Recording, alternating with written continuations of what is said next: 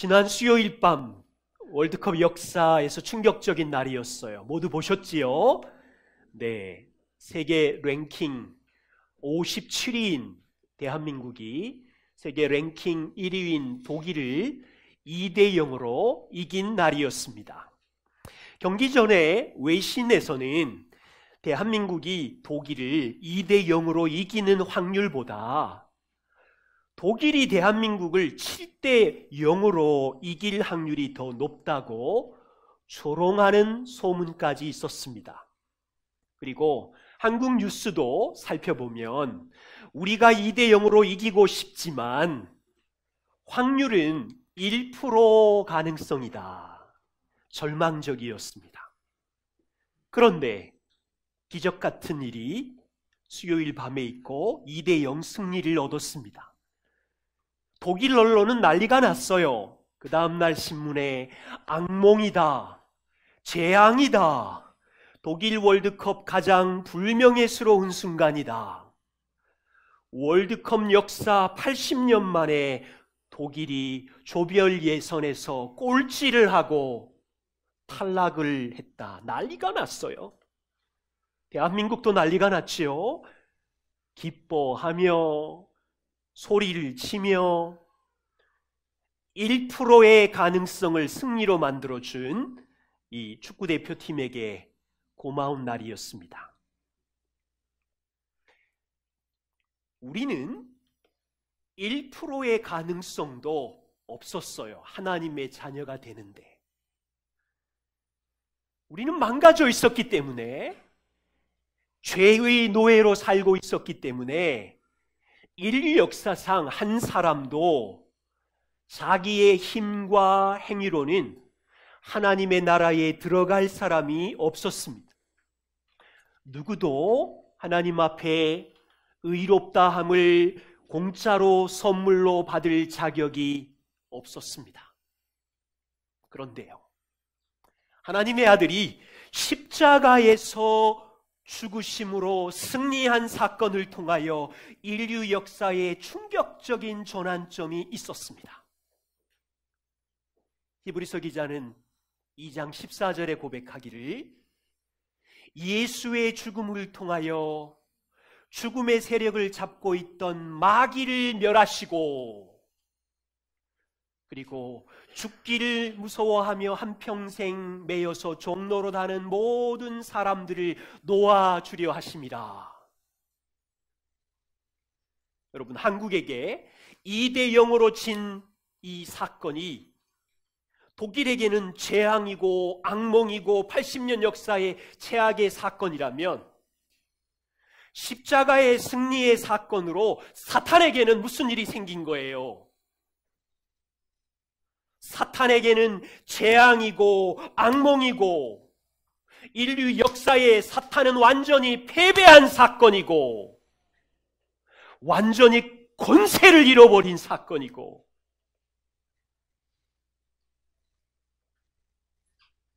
성도는 누구입니까? 바울은 로마서 6장 앞부분에 말하기를, 성도는 죄에 대하여 죽은 자이고 십자가에서 승리하심으로 그를 믿는 자는 그리스도와 연합한 자가 되었기에 사단은 깨어졌기에 더 이상 성도에게 죄를 지배할 수 없다고 이야기합니다. 이제 성도는 예수님을 믿음으로 그리스도 안에 하나가 되어서 연합한 자녀가 되었을 뿐 아니라 죄의 문제를 해결하였기에 죄에 대하여 죽은 자로 이제는 예수님을 주인으로 모시고 살아가는 새 사람이 되었습니다. 그렇기 때문에 죄를 더 이상 지을 수가 없는 거죠. 바울은 그거에 이어서 오늘 이야기합니다. 성도는 누구냐면, 새 사람으로 지어졌기에, 그러나 구속받지 않는 이 죄의 몸, 죽을 몸을 가졌기에 이 죽을 몸 안에 남아있는 죄와 평생 싸우는 사람이다, 이렇게 이야기하고 있고요. 성도는 여전히 죽을 몸을 통하여 죄와 싸우고 있지만 그 죽을 몸을 통하여 들어오는 죄를 밟아버리고 순종함으로 하나님의 종으로 살아가는 사람으로 부름을 받았다. 이렇게 오늘 로마서에 말씀하고 있어요. 우리가 이 말씀을 살펴보면서 우리가 어떻게 죄와 싸울 것인지 조금 구체적으로 살펴보려고 합니다. 먼저 성도는 새 사람으로서 살아갈 때 여전히 이 몸은 썩어 없어지는 이 죽을 몸을 갖고 있잖아요. 이 몸 안에 죄와 싸우는 사람입니다. 6장 12절 13절에 이렇게 말하고 있어요. 그러므로 너희가 죄가 너희 죽을 몸을 지배하지 못하게 해서 몸의 사욕에 순종하지 말아라. 그리고 너희 이 지체를 불의의 무기로 죄에게 내주지 말고 너희 자신을 죽은 자 가운데서 다시 살아난 자 같이 하나님께 드리며 너희 지체를 의의 무기로 하나님께 드려라. 여러분, 이 바울의 새 사람을 이해하십니까? 예수님을 믿는 이 새 사람은 더 이상 죄가 지배하지 않는 사람입니다. 성령이 지배하는 사람이고요. 그렇지만 인정해야 돼. 여전히 죽을 몸 안에 남아있는 죄 때문에 평생 싸우는 사람입니다. 우리가 기억하셔야 돼요. 회심한 그리스도인에게는 죄는 지배권을 잃었어요. 죄는 우리에게 합법적인 지배할 권리가 사라졌지만 이 죽을 몸의 죄의 욕구를 통하여 싸움을 걸어오는 거예요. 어떻게 싸움을 걸어오는지 아셔야 돼요. 죽을 몸을 통하여, 썩어 없어질 이 몸을 통하여 우리가 살아가는 이 썩어 없어질 몸의 욕구, 사욕을 통하여 폭군과 같이 우리를 지배하려고 해요. 그런데요, 바울은 14절과 15절에 보면 얘들아, 우리는 이미 그리스도가 주인 되었다. 이제 그리스도의 은혜가 통치하는 나라에 살고 있다. 14절에 보세요. 더 이상 너희는 죄가 너희를 주장하지 못한다.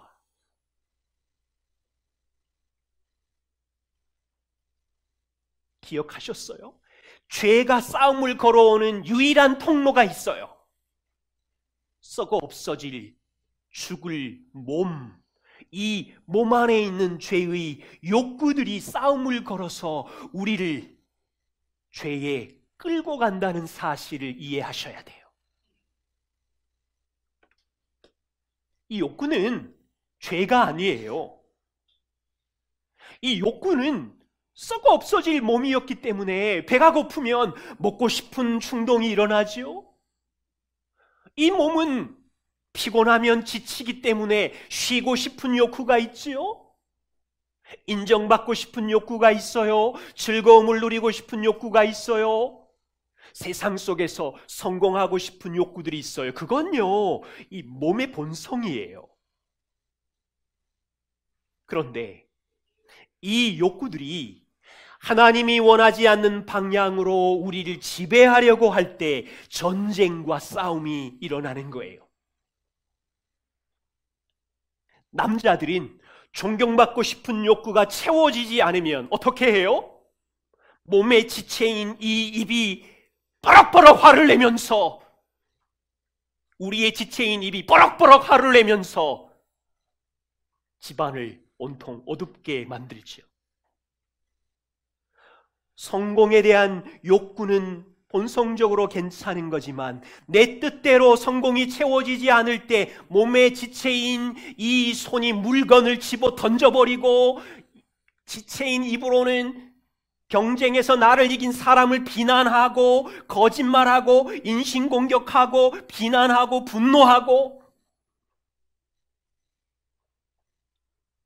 성적인 즐거움의 욕구는 부부 안에 누리라고 주신 거룩한 은혜의 선물인데, 이 몸의 사욕이 쾌락을 즐거워하기 때문에 하나님이 허락하신 부부의 범위를 넘어서서 다른 상대를 이 몸의 사욕이 찾고, 손과 발, 우리의 지체가 야한 동영상을 찾아가며 클릭하고 음란물에 중독되어서 죄가 지배해서 집안도 다 그냥 죄에 사로잡혀 버리는,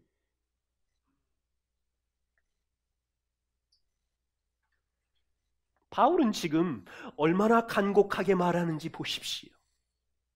너희의 주인은 그리스도이시며 너희는 이제 죄에 지배받는 자가 아니며 죄가 너희 죽을 몸을 지배하지 못하게 해라. 자, 확인하셨어요? 지난주 은혜를 받아도 오늘 다시 이 죽을 몸을 통하여 몸의 사욕이 우리를 지배하는 싸움을 걸어올 때 바울은 너의 몸의 욕구들에 순종하지 말아라. 너의 지체, 손, 발, 입, 마음의 모든 지체가 죄에게 드리지 말아라. 너희는 예수가 통치하는 새로운 사람이 되었으니 너희 자신을 하나님께 드리고 너희 지체를 하나님께 드려라.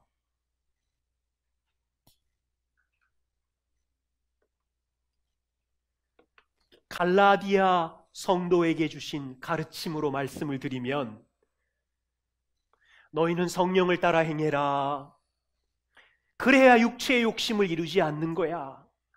육체의 소욕은 성령을 거슬리고 성령은 육체를 거슬리나니 이 둘이 서로 대적해서 너희가 원하는 것을 하지 못하게 하는 것이다. 우리는요, 십자가로 지어진 새 사람이 되었기에 성령이 함께하며 성령이 통치하고 있지만, 우리 죽을 몸 안에 육체의 소욕이 성령의 인도하심에 싸움을 걸어온다고요. 여기서 기억할 게 있어요. 성령과 육체의 소욕은 대등한 싸움이 아니에요. 성령님은 하나님이시고 이 육체의 소욕은 이미 패배한 폐잔병 주제인데, 요즘 문화의 영향 때문에요, 이걸 대등한 싸움이라고 생각해요. 악과 선의 싸움, 어벤져스와 악한 동료들의 싸움, 그런 게 대등한 싸움이 아니에요. 이미 게임이 끝난 승리한 싸움이에요. 승리자 안에 속한 우리들이 패배한 죄의 욕구와 싸우는 거예요. 이게 복잡하면 이 예화를 꼭 기억해 주십시오. 원리는 이렇습니다. 새 사람인 그리스도인들은 그리스도의 승리 안에 들어온 사람이고 은혜의 왕국 안에서 살고 있습니다. 그런데요, 일생 동안 성도는 이 죄의 몸 안에 남아있는 죄성이 있기에 이 죄성을, 이 폐잔병을 소탕하는 싸움을 일생 동안 합니다. 쉬운 작전 명령이 있어요. 폐잔병 소탕 작전. 그리스도인들은 승리한 자이며 남은 일생 동안 폐잔병 소탕 작전의 부르심을 받은 거예요.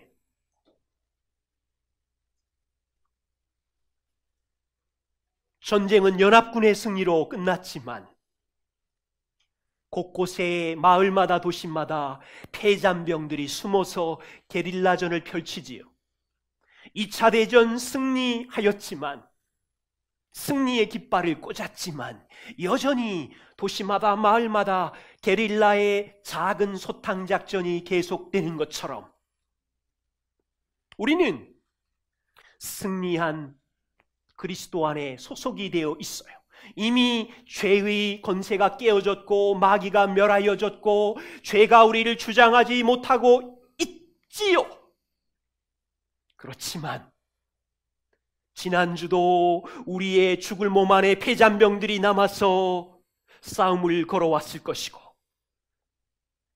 하나님 앞에 설 때까지 일생 동안 이 죄의 폐잔병을 소탕하는 작전을 하고 있다는 것을 기억하셔야 돼요.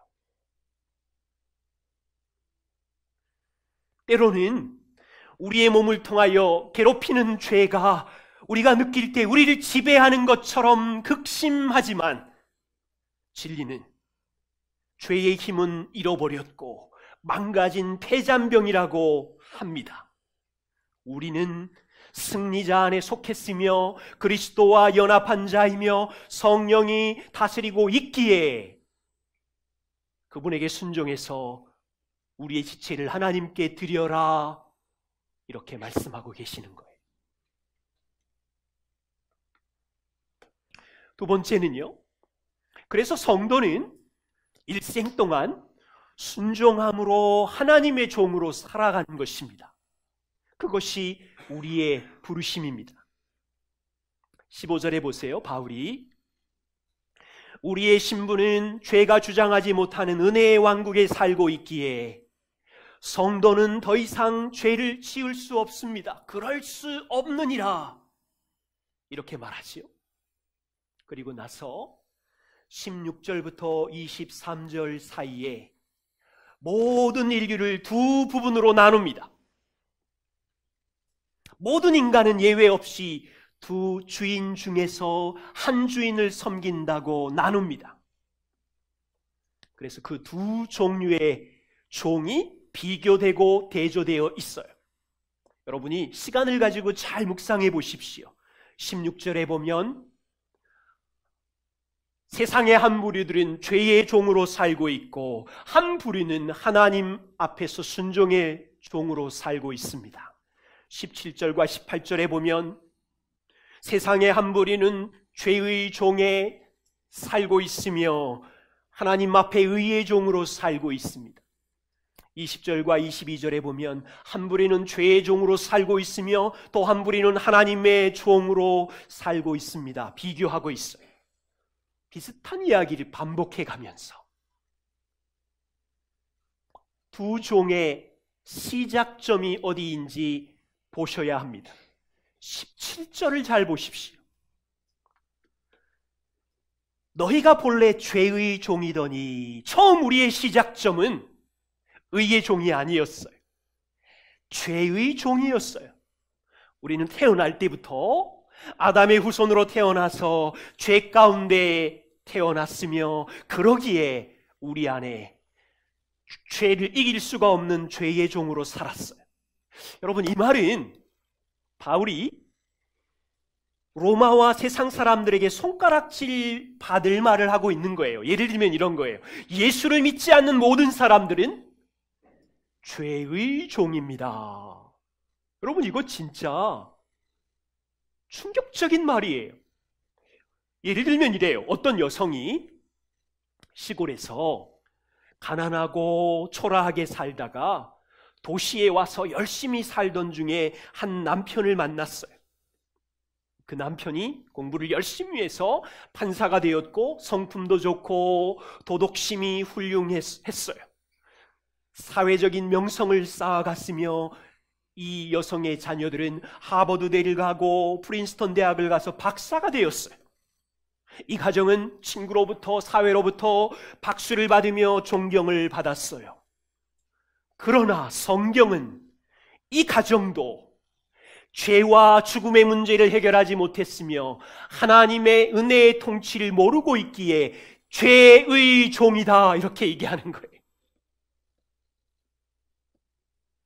오늘 이 이야기는 여전히 세상 사람들에게 손가락질 받을 수 있는 과격한 말이죠. 반대로 하나님의 종은 어떻습니까? 17절을 잘 보십시오. 너희에게 전하여 준 바 교훈의 본을 마음으로 순종하여 죄로부터 해방되어 의에게 종이 되었느니라. 우리가 하나님의 종이 언제 되었습니까? 이 혁명적인 변화가 언제 일어났습니까? 바울은 너희에게 전하여 준 바 교훈의 본을 마음으로 순종할 때다. 너희에게 전하여 준 교훈의 본은 복음입니다. 그 복음을 마음으로 믿고 순종할 때, 회심할 때 예수님이 나 대신 십자가에 죽으심으로 나의 죄 문제가 지불되었구나, 하나님의 영원한 진노가 끝났구나, 그때 우리가 예수님과 연합하였으며 예수님이 다시 살아날 때 우리 안에 새로운 생명이 시작되었으며 예수님이 인생의 주인으로 오셨어요. 그때 더 이상 죄에서 해방되었고 죄가 우리를 지배하지 않으며 이제는 주님께 순종하는 의의 종이 된 거예요. 복음이 깨달아질 때 측량할 수 없는 사랑과 은혜를 경험했다는 이것이 믿어질 때 참된 변화가 내 안에 일어나면서, 보세요, 새 사람은 방종의 사람이 아니에요. 하나님께 순종하는 사람이며 의의 종이라고 이야기하는 거예요.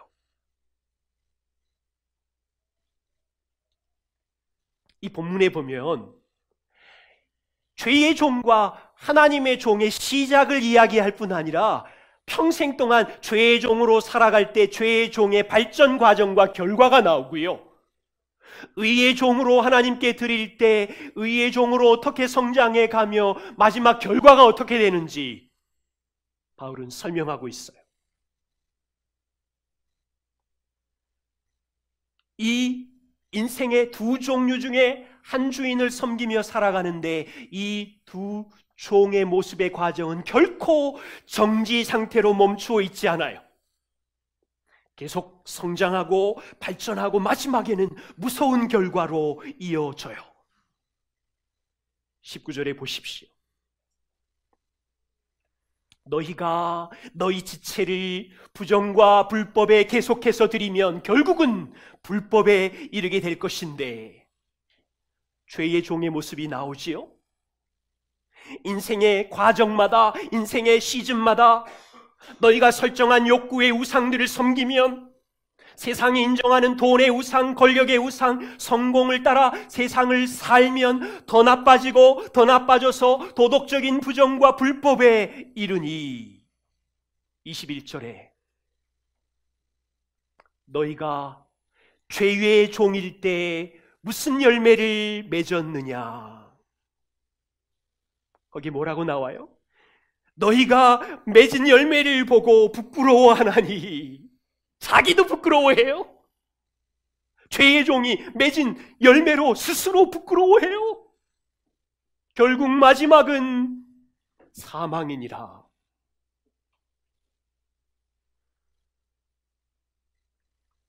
하나님의 종은 무슨 열매를 맺습니까? 19절을 잘 보십시오. 이 사람은 평생 동안 자기의 지체를 의에게 종으로 내어주며 인생의 시즌마다, 인생의 고난의 골짜기마다 자기의 지체를 하나님의 종으로 내어주니까 거룩함에 이르며 거룩함에 이르는 열매를 맺으며, 지금 저는 축구의 종이 되어 축구의 신이 되어라 이 말을 하는 게 아니에요. 평생 돈의 종이 되어 부자가 되어라 이 말을 하는 것이 아니라 정말 성경적인 눈으로 그리스도와 인격적인 관계 안에서 날마다 몸의 사욕들을 제거하며 성령께 순종함으로 성령의 거룩한 열매를 맺어 성장했을 때 그 마지막은 영생이니라.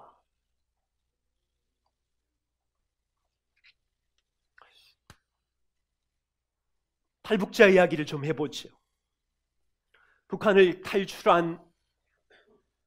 탈북한 분들이 중국에 많이 계십니다. 중국에 있는 탈북자들이 가장 두려워하는 것은 중국 공안이, 중국 경찰이 잡아다가 자신을 북한으로 다시 돌려보내는 것이지요. 그들의 몸은 중국에 있지만 그들의 법적인 통치의 신분은 북한이지요. 그들이 중국 경찰에 잡혀버리면 북한 정부가 그들을 권리를 가지고 다스리며 끌고 갈 것을 두려워하기 때문에 중국에 있는 탈북민들은 붙잡히지 않으려고 두려워하며 숨어서 지내지요. 만일에 중국에 탈북한 분들이 한국에 돌아와서 한국 국적을 무사히 취득하게 되면 대한민국 국민이 됩니다. 이제는 대한민국 정부가 이 사람을 통치하고 다스리게 될 것이고, 이 사람이 할 일은 대한민국 백성으로서 당당하게, 행복하게, 떳떳하게 살아가는 거지요. 그런데 이 탈북민에게 두 가지 위험이 있어요. 대한민국 국적을 가졌음에도 불구하고 예전에 불안한 탈북민의 두려움과 불안한 방탕한 삶에 대한 위험이 있고요. 또 하나는 대한민국 국민이 되었음에도 불구하고 자유의 백성으로 사는 게 익숙하지 않아서 북한의 억눌림과 억압의 종으로 살 수 있는 위험이 있어요. 마찬가지입니다. 그리스도인들은 죄에서 탈출해서 하나님 나라의 백성이 되었지만 이와 같은 위험이 있어요. 하나는 예전에 살았던 죄의 종에서 살았던 방탕한 생활에 빠질 수 있는 위험이 여전히 있고, 본인은 하나님의 종이 되었지만 율법주의에 빠져서 거룩의 열매를 맺는 하나님의 종으로서의 삶을 살지 못할 수가 있어요. 조심해야 돼. 바울은 이 두 가지 위험을 잘 알고 오늘 본문을 조금만 자세히 들여다보시면 이 두 가지에 대해 경고하고 있어요. 마틴 로이드 존스 목사님이 이 방탕주의에 대해서 이렇게 말씀하셨어요. 바울은 신자를 죄의 종이라고 말하지 않는다. 그리고 16절에 죄의 종으로 사망에 이르고 혹은 순종의 종으로 의에 이른다고 하는데, 로마서를 살펴보면 바울이 펼쳐온 논리에 따르면 죄의 종과 대조하려면 순종의 종이 아니라 믿음의 종이라고 해야 맞다. 그런데 바울은 여기서 의도적으로 죄의 종과 믿음의 종이 아니라 순종의 종을 대조시키고 있는 것은, 바울은 신자들이 은혜로 구원받은 이후에 자기 멋대로 사는 방종으로 가지 않게 하려고 믿음의 종이 아니라 이제 구원받은 자는 하나님께 순종의 종으로 나아가야 된다 이야기하고 있어요. 또 하나 놀라운 것은 로마서 6장 23절에 보시면요, 여러분 암송도 하시죠? 죄의 싹슨 대가는, 죄의 대가는 사망이고 하나님의 은사는 그리스도 예수 안에 있는 영생이니라. 조금 전 16절의 이 논리로 보면 죄의 종과 순종의 종을 대조시켰다면 23절에서도 죄의 싹과 순종의 싹을 대조해야 되는데 여기서는 하나님의 은사를 대조하고 있어요. 분명 죄의 싹, 대가는 영원한 사망과 영원한 죽음이 맞습니다만, 바울은 순종의 싹으로, 순종의 행위의 대가로 영생이 온다고 가르치면 복음이 무너지게 되니까 순종이라는 행위를 쌓아서 영생을 얻는다는 것은 믿음으로 위롭게 되며 은혜로 생명을 얻는다는 진리를 거부하게 되기 때문에 바울은 이 로마서 6장에서 성령의 도움을 힘입어 정확하게 기록하고 있는 거예요.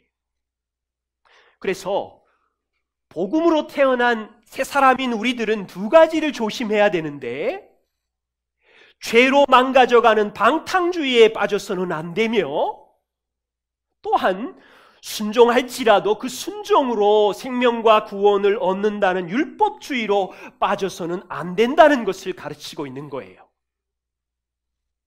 주님의 은혜교회 성도 여러분, 이 본문을 잘 이해해야 합니다.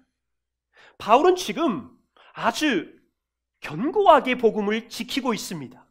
그리고 항상 성도들에게 있는 두 가지 위험을 조심하라고 하며 균형 있게 가르치고 있습니다.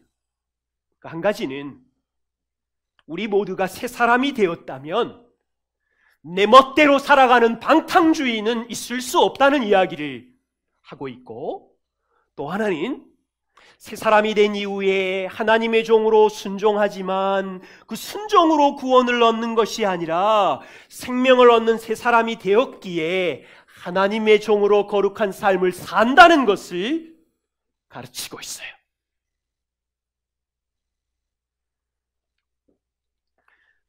그렇다면 우리는 어떻게 죄와 싸울 것입니까? 저와 우리는 이제 그리스도 안에서 새 사람의 부르심을 받았습니다.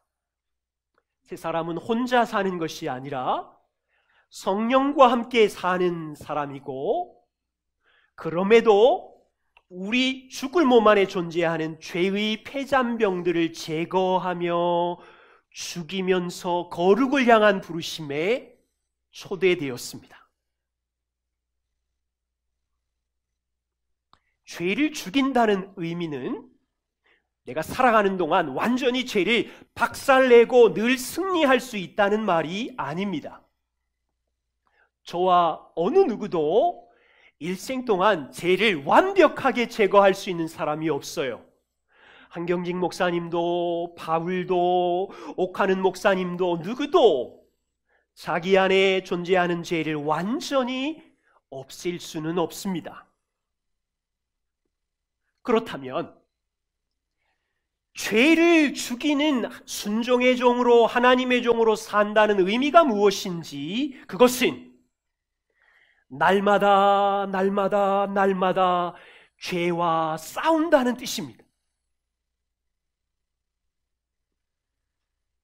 우리의 죽을 몸을 통로로 해서 들어오는 몸의 사욕, 육체의 소욕을 의도적으로 안 돼! 여러분 잘 기억하셔야 돼요. 이 통로가 하나밖에 없어요. 이 죽을 몸 안에 있는 죄의 욕구들을 통해서 들어오는 이 지배하려고 하는 이 욕구들에 대해서 의도적으로 안 돼라고 거부하는 일을 하는 거예요. 내 지체인 입으로 추하고 더러운 말을 하고 싶을 때 의도적으로 안 돼! 선언하는 거고요. 내 지체인 눈으로 더럽고 음탕하고 이런 사진과 동영상을 보고 싶어 하는 욕구가 일어날 때 의도적으로 안 돼라고 얘기하는 거고요. 싸울 힘이 있다고요.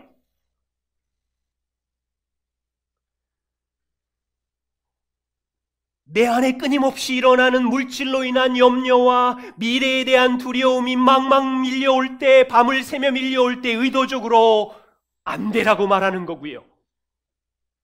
또는 나 좀 도와주세요, 다른 지체들에게 말하는 거고요.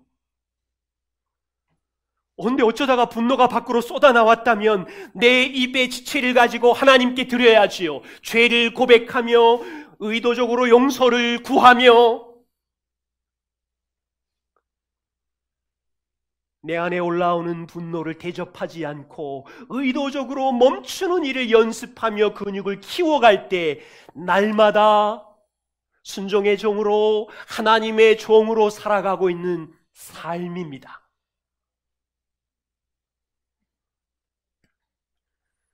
우리가 죄를 죽여야 하는 영역이 어디에 있습니까?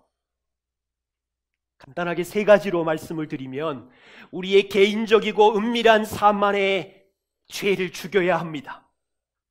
갈라디아 5장 19절에 보면 육체의 이런 현저하니 음행과 더러운 것과 호색과, 여러분 우리 안에 존재하는 은밀한 욕망들, 음행과 더러운 것과, 문화가 휙휙휙 지나가니까 클릭만 하면 들어오는 이 호색한 은밀한 죄를 의도적으로 죽여야 된다는 거예요. 두 번째는 일상의 삶 속의 가정과 직장에 부딪히는 죄를 죽이는 거예요. 갈라디아 5장 20절 21절에 보면 분쟁하고 시기하고 분내고 질투하고 당을 짓는 죄를 죽여야 되고, 술 취하고 방탕하고 불리하고 원수 맺는 죄를 의도적으로 죽여야 하고, 그런 욕구들이 죄의 몸을 통하여 우리를 지배하면 가정과 직장이 난리가 나요. 세 번째, 우리는 교회 공동체 안에서 함께 죄를 제거하는 부르심을 같이 갖고 있어. 한 가지 부탁드립니다.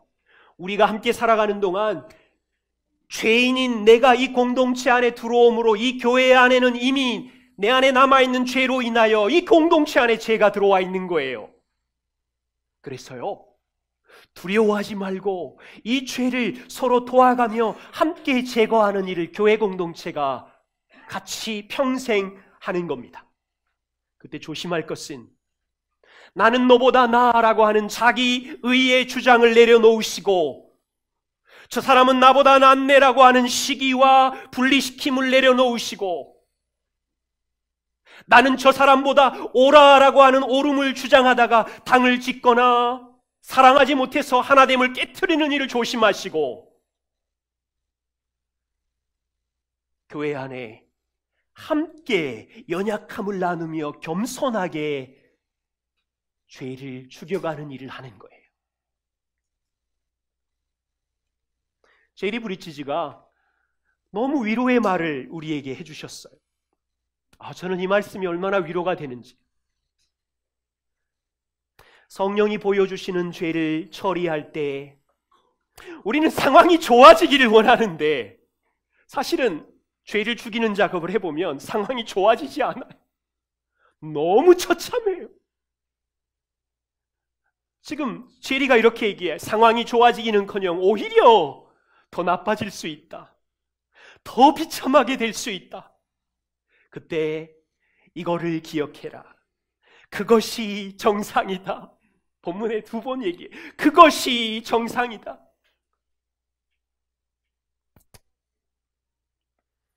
여러분, 새 사람으로 살아가는 동안 가정과 일상의 삶에 이 죄를 제거해 보려고 몸부림칠수록 내 안에 끊임없는 죄가 일어날 때 우리는요, 피투성이가 돼요. 패배자처럼 느낄 때가 많아요. 때로는 말씀은 죄의 권세가 깨어졌다고 그랬는데 깨어진 게 아니라 내 안에 왕노릇하면서 벌쩍벌쩍 뛰고 있는 것 때문에 당황하고 어쩔 줄을 몰라요. 그때 이 말을 기억하세요. 정상이라. 정상이라. 그래서 나의 죄인됨과 연약함을 고백하고 해야 할 일은 성령을 의지해라. 너희 안에 있는 성령을 붙잡아라.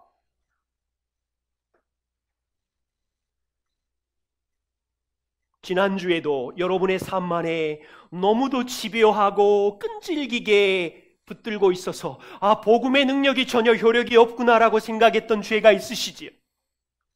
분명히 몇 달 전까지는 이놈의 죄를 좀 묶어서 좀 잡아뒀는데 갑자기 나타나가지고는 끔찍한 감정과 느낌으로 공격해서 지난주에 괴로웠던 분도 계시지요. 당황하지 말래요. 이것이 정상이라. 우리가 할 일이 있어요. 처절한 죄인됨을 인정하고 성령님을 의지해라. 그것이 먼저 우리가 할 일이며, 두 번째는 성령님을 의지할 뿐 아니라 우리가 여전히 누구인지를 기억해라. 우리의 정체성을 기억해라. 한국 축구대표가요, 독일을 2대0으로 이겼기에 그 대표팀이 자랑스럽습니까?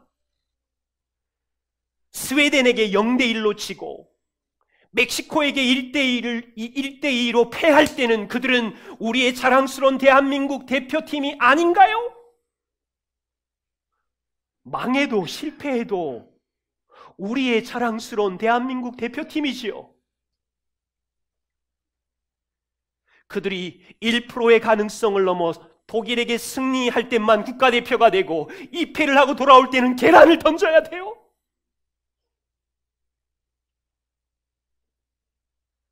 여러분, 이걸 기억한다면 인생에서 죄와의 싸움에서 처절하게 패하고 망가지는 골짜기를 지날 때에도 나는 그리스도에 속한 자녀이며 그리스도와 연합한 자이며 내 안에 성령님이 계시며 내 안에 하나님의 종으로 의의 종이라는 놀라운 특권의 부르심으로 인도하셨으며, 여러분이 믿음이 있는지 이걸로 봐야 돼요. 여러분에게 믿음이 있는지 이걸로 보는 거예요. 처절한 인생의 고난의 골짜기를 지날 때, 완전히 망가졌을 때, 여러분의 믿음이 나는 나 혼자 있는 것이 아니라 성령님이 내 안에 계셔, 나는 완전히 망가져서 엉망이 되어버렸지만 여전히 주님은 내 편이야, 그 믿음이 있는지 보고 저 사람이 복음에 반응하는지를 아는 거예요.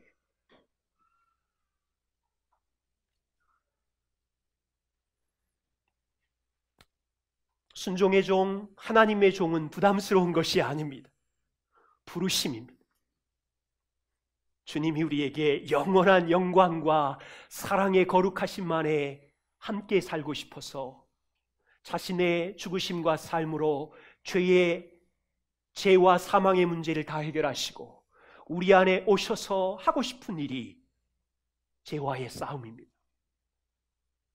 이 거룩한 부르심에 여러분 매일매일 그냥 율법주의처럼 억지로 순종해 이렇게 하지 말고요, 주님이 이루신 복음으로 내가 누구에게 속해 있는지를 기억하며 성령의 은혜를 힘입어 기쁨으로 이 일에 동참하며 거룩함을 입어 함께 성장해가는 교회 공동체, 여러분 가정이기를 부탁드립니다.